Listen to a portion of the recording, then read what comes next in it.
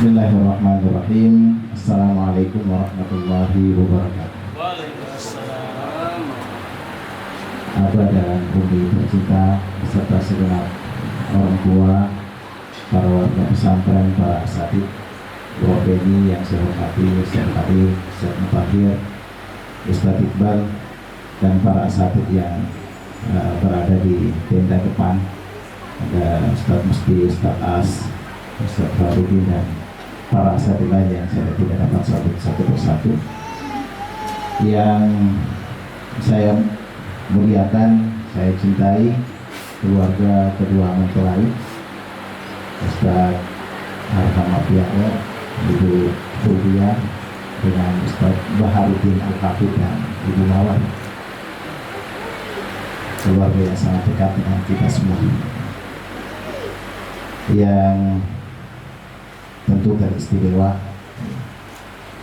Ucapan selamat kepada Adinda Ustaz Muqayyim Al-Hafidh dan Adinda Nur Ifrah yang hari ini tentu saja dalam suasana yang sangat berbahagia. Para hadirin hadirat, segenap tamu undangan, para alumni terkhusus Tahfizul Quran yang ada di tempat ini yang saya hormati. Tentu pertama kita memuji dan bersyukur pada Allah Subhanahu wa Ta'ala bahwa pada kesempatan ini kita bisa bersama-sama di tempat ini. Ini bukan suasana yang biasa, ini suasana yang sangat luar biasa. Banyak faktornya. Salah satu diantaranya karena sebenarnya kita belum keluar dari suasana keprihatinan akibat wabah COVID-19 yang menimpa kita. Tapi kita juga selalu bersangka baik kepada Allah Subhanahu wa Ta'ala bahwa dengan niatan baik, insya Allah akan Allah memberikan perlindungan kepada kita semua. Sembari kemudian kita juga berikhtiar, mudah-mudahan semua upaya-upaya kita untuk menjaga diri, keluarga, lingkungan, dan masyarakat kita itu juga dapat mengantarkan kita pada kehidupan yang normal seperti sedia. Kita semua hadir dengan semua keterbatasan itu, saya yakin sekali karena ini panggilan cinta kita terhadap keluarga. Tidak ada yang mendorong kita kecuali karena kita mencintai keluarga ini dengan tulus karena Allah SWT. Kita cinta bukan karena apa alasan. Saya sendiri menyadari itu. Kenapa kemudian kita begitu bersemangat untuk memenuhi undangan, lebih pada kehadiran kita pada banyak acara. Keluarga ini boleh saya mengatakan kalau di internal kita ini simbol harmoni di dalam menikmati kehidupan berpesantren secara khusus dan bermasyarakat pada wajah penuh bersahabat, hampir terkesan tidak ada masalah, mengundang simpati banyak orang. Saya secara pribadi sangat dekat dengan Ustaz Bahar secara pribadi, jauh sebelum beliau menikah dulu. Saya sudah hidup dekat dengan beliau karena beliau tinggal di rumah, di rumah. Bukan satu dua kali saya belajar mengaji dengan beliau, cuma sampai sekarang saya menganggap belum selesai, belum lulus.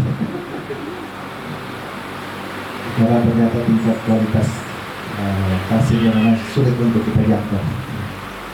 Tapi saya sangat berbahagia waktu itu, dan saya selalu ingat itu sebab salah satu yang selalu membuat saya selalu merasa terpaut dengan beliau itu karena saya pernah sama-sama dengan beliau waktu dia masih bujang.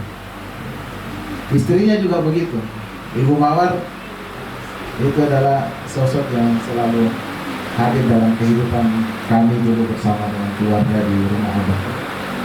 Dia membantu lagi. Sampai beliau memimpin tahfizul Quran pun demikian. Saya pernah menitipkan anak saya ke beliau untuk dibina beliau. Dan terakhir waktu beliau bersama-sama dengan unsur pimpinan waktu itu kita pilih untuk menjadi duta dakwah kita ke Amerika Serikat bersama dengan Ustaz Azizul Hakim. Jadi kita merasa bahwa ini memang bukan hal yang diragukan lagi, betapa kedekatan kita ini lebih dari ikatan sebagai sesama warga pesantren, saling balas, tetapi ini adalah bagian dari ikatan persaudaraan yang dilandasi karena cinta kita kepada Allah Subhanahu wa Ta'ala. Begitu juga dengan Ustaz Arham dan Ibu Ustaz Kulbia. Sebagai warga senior di pesantren ini, beliau terlebih dahulu menjadi guru, menjadi ustaz yang mengajarkan generasi darus kami dengan bacaan yang baik kepada Al-Quran. Dan memang sebagai keluarga Quran sepatutnya memang kita menaruh hati, bahkan kalau boleh kita cemburu terhadap keluarga ini. Dan ini semuanya juga menjadi motivasi besar bagi kita semua pada kesempatan ini, bahwa sebenarnya kehidupan yang indah itu adalah kehidupan yang selalu diwarnai dengan Al-Quran. Mudah-mudahan itu yang kemudian juga mengilhami kita semua untuk terus komitmen dan konsisten di dalam meniti kehidupan kita dari hari ke hari ini, untuk bisa terus lebih baik dalam interaksi kita dengan Al-Quran. Sekarang ini orang banyak memperkenalkan istilah baru di tengah pandemi itu. Ada istilahnya new normal.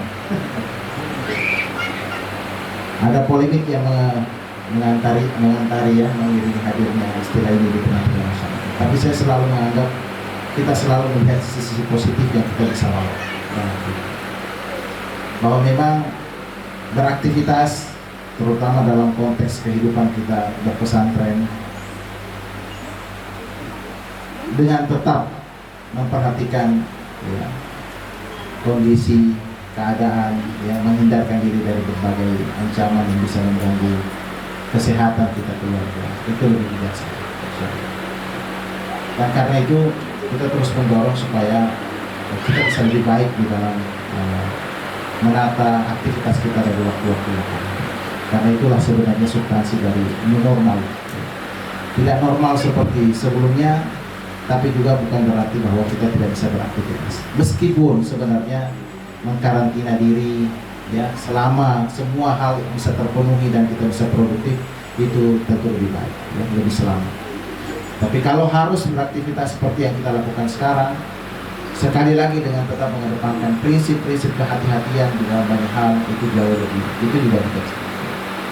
Salah satu yang bisa kita lakukan kalau tidak bisa pakai masker, jaga saluran pernapasan supaya tidak terpapar dengan virus ini. Saya kemarin, dan saya kira sudah viral apa yang disampaikan Prof. Idrus Paturusi dulu, Prof, bahwa kita minyak kayu putih rupanya juga efektif untuk menjaga pernapasan. Tapi saya juga pernah ingat pesan dari guru saya, dan itu selalu saya jadikan pelajaran, bahwa istinsak itu menghirup air sampai ke terasa di ubun-ubun itu juga sangat efektif untuk menghindarkan kita. Dan saya ingin terlalu jauh berbicara tentang new normal dalam konteks bagaimana kita menghadapi pandemi. Tapi saya ingin berbicara sebenarnya bagaimana kita menjalani new normal dalam konteks selesainya kita melaksanakan ibadah Ramadan. Karena sebenarnya kita ini menghadapi sebuah tantangan baru pasca Ramadan. Apakah kemudian kita bisa mengantarkan diri kita menjadi pribadi yang terus konsisten di dalam menjaga nilai-nilai Ramadan itu di bulan-bulan setelahnya, atau kembali seperti pada sebelum Ramadan tiba. Itu juga sangat penting untuk kita hadirkan. Dan sebagai warga pesantren, sebagai keluarga besar pesantren yang hidup dalam nuansa dakwah, saya kira ini juga perlu kita perkenalkan. New normal pasca Ramadan. Salah satu substansi yang kita lihat dalam bulan Ramadan, dan itu kita jalani bersama-sama, itu soal perhatian kita terhadap keluarga. Dan ini ada relevansinya tentu saja dengan apa yang kita laksanakan sekarang, bahwa seorang muslim yang baik adalah muslim yang perhatian terhadap keluarga. Khairukum di ahli wa ana khairukum di ahli, kata Nabi SAW di dalam hadis.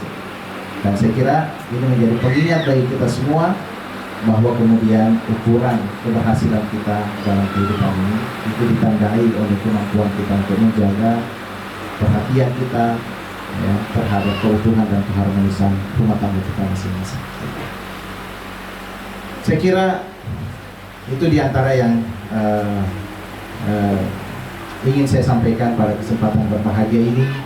Sekali lagi sebagai kesyukuran kepada Allah Subhanahu wa Ta'ala bisa hadir menjadi saksi sejarah hadirnya keluarga Quran ya di tengah-tengah kehidupan kita, menjadi generasi penerus keluarga Quran ini yang sudah terbentuk sebelumnya, dan insya Allah ini menjadi harapan baru bukan hanya bagi kedua mempelai untuk hidup bahagia, karena sejatinya pernikahan itu adalah jalan kita untuk menggapai kebahagiaan, menggapai ketenangan ya, menggapai keberhasilan, dan pada ujungnya nanti insya Allah bisa menghasilkan produktivitas di dunia dan di akhirat. Tapi ini juga menjadi harapan baru bagi keluarga besar kita, bahwa insya Allah dari acara ini akan lahir generasi-generasi baru yang akan membawa kemaslahatan bagi kehidupan kita di masa yang datang, tentu dengan cahaya Quran yang telah diwariskan oleh orang tua.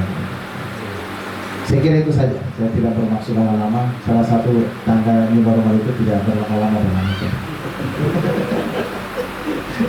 Mudah-mudahan kita saling mendoakan ya, mudah-mudahan kita bisa keluar dari situasi ini, kita bisa mengadakan acara yang lebih semarak lagi, lebih ramah lagi, dengan substansi kebahagiaan, keberkahan yang tetap sama ya, insya Allah. Terakhir saya mengucapkan barakallahu lakuma wa baraka alaikum wa jama'a bainakum khair kepada Muqayyim dan juga Al-Ikhlas. Semoga Allah memberkahi pernikahan antum berdua, dan insya Allah Allah berikan keturunan yang saleh dan saleh. Terima kasih. Aku lupa biasa, astagfirullah li wa lakum. Wassalamualaikum warahmatullahi wabarakatuh.